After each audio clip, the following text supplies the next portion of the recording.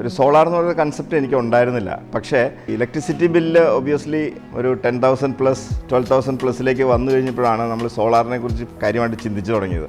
വീട്ടിൽ തന്നെയാണെങ്കിലും ഗ്യാസിൻ്റെ കൺസംഷൻ കൂടുതൽ. അപ്പോൾ അങ്ങനെയൊക്കെ വന്നു കഴിഞ്ഞപ്പം എന്തുകൊണ്ട് സോളാർ ഒരു ഓൾട്ടർനേറ്റീവ് ഓപ്ഷനായിട്ട് നമുക്ക് കൺസിഡർ ചെയ്യാമെന്ന് നമ്മൾ ചിന്തിച്ചു തുടങ്ങി. അങ്ങനെയാണ് സോളാർ എന്ന് പറയുന്ന ഒരു കൺസെപ്റ്റിലേക്ക് വന്നത്.